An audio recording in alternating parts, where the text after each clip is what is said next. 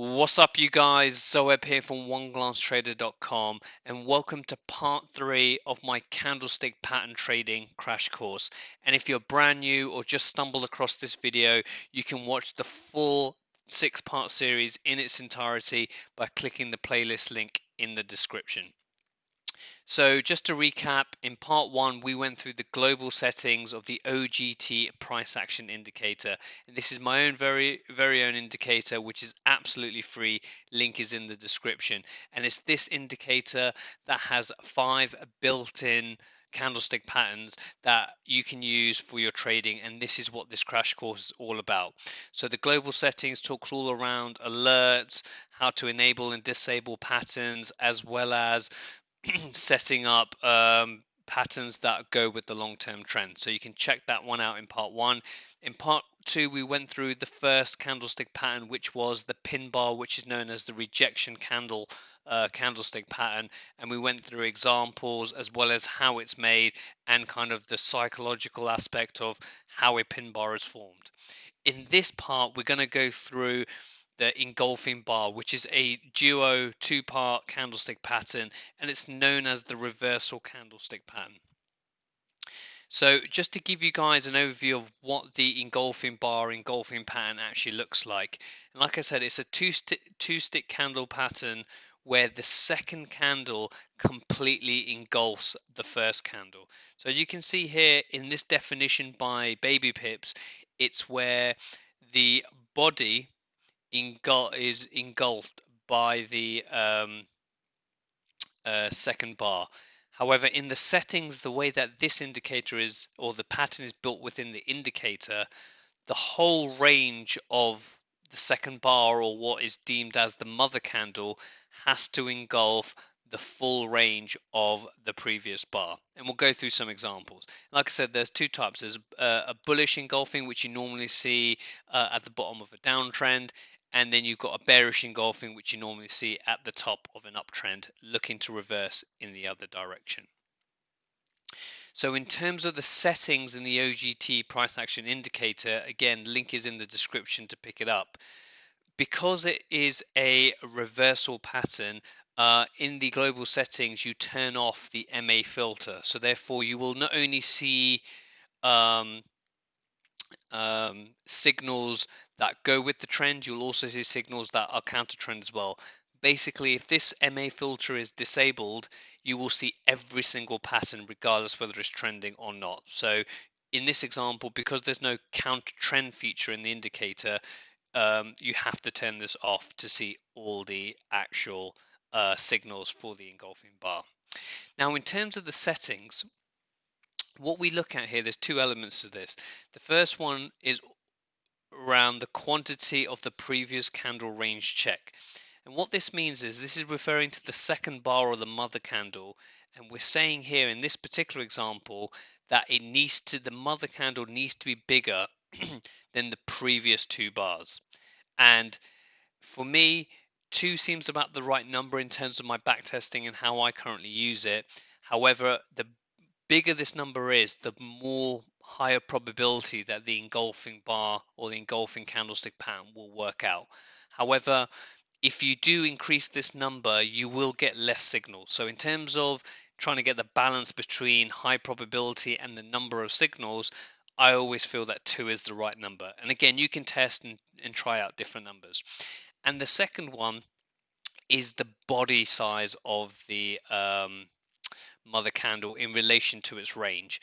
So what this is saying is that 70% of the candle's range needs to be the body. And again, the bigger percentage, again, the higher probability the engulfing bar will work out. But again, you'll get lower signals. 70 is about right. If you go a bit lower, you'll start looking at dojis as an example. That will be an engulfing bar. So 70% is about right for how I use it. Again, you can do that lower or higher. It's all down to your own personal preference. So hopefully that gives you some guide in terms of how I use the engulfing bar settings in terms of setting it up. And what I wanted to do was just to go through one particular example, and this example again uses confluence as factors in there and not just taking the signal. And the one I'm talking about is the one in this blue box over here, because again you've got another signal over here. And bearish engulfings are signified by this red symbol, which I kind of think is of it as a sun because it's not really a circle, so I'm calling it the red sun. And bullish engulfing bars are below the candle, and they are green. So as you can see here, as I mentioned in the description or the makeup of an engulfing bar, that the whole range of the engulfing bar is greater than the preceding bar. And as you can see here, the candle body is more than 70% of the overall range. And as you can see here, that the mother bar is bigger than the preceding bar and the bar before it. And it's actually quite a few bars bigger all the way up to this bar here. Again, even though I put 2 as the number of the minimum, I will go visually check when I get a signal to see actually how many bars is it actually greater than. So when this signal came in, again, I'm looking for confluence factors to tell my story that this is a potential reversal. So not only do we have the bearish engulfing, but the question you got to ask yourself is, where does the engulfing bar print in relation to support and resistance? And as you guys know, as I mentioned inside the previous part when we looked at the pin bar strategy, we went through round number levels. So these are psychological numbers that are natural support and resistance. And again, I've got a round numbers indicator. Again, it's absolutely free. I'll put the tutorial video of that on the screen as well. So what you can see here is we can see that there is a 0, natural round number support and resistance line. And you can see that the bearish engulfing bar prints on that actual support line. You can also see that price here has been rejected against this level by this pin bar, this doji, and again it tried to push up again and struggled and went back down and then floated around and came back to retest, and then we had this bearish engulfing bar form here. So again, we've obviously got a lot of long wicks there, rejection candles at this level. It's at a good level. And what we've also got as well is I've put up the Bollinger Band on here, and the Bollinger Band is basically a volatility indicator, and this is set to 2 standard deviations. And effectively at a very high level is if price closes outside or touches the upper or lower band, which are signified by the furthest one at the top and the lowest one at the bottom, price tends to be overextended and reverse. And you can kind of see that when price hits this Bollinger Band over here. You can see here with this massive doji and these long down wicks, price then reversed back in. And similarly at this top of this range here, we've got price hitting the upper Bollinger Band at a strong natural support round number level, and then now we've got confirmation with this bearish price action candlestick pattern to potentially take the trade down. And you can see here that the trade did end up as a winner. You would have easily made, even if you did 1-to-1, 1-to-2, potentially even 1-to-3, depending on your reward to risk. So I really hope that gives you a good example of a reversal pattern, the engulfing bar, the engulfing candlestick pattern. It's a very powerful pattern.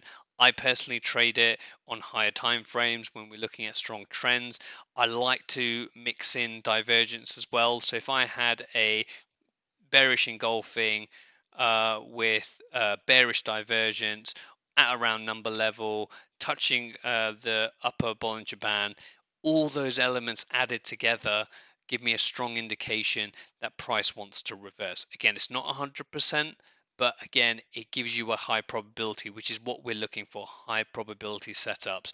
And the OGT price action indicator and the 5 candlestick patterns built within there gives us one of those layers of confluence that we're looking for. So what we've got now is we're going to go on to part 4. Depending on when you're watching this video, you may not see part 4 live because part 4, 5 and 6 are being released a few days later. If you can see part 4, great, click on that video. If you can't, I have put the longer version of the engulfing bar, the OGT price action indicator version 1.2 tutorial video that goes into the engulfing bar with more examples in more detail. But I will update the video with the part 4 when that is released. So click on either part 4 if you can see it, or click on the version 1.1 and 1.2 part so you can learn more about the OGT price action indicator and pick it up. Link is inside the description, and I shall see you guys in the next video.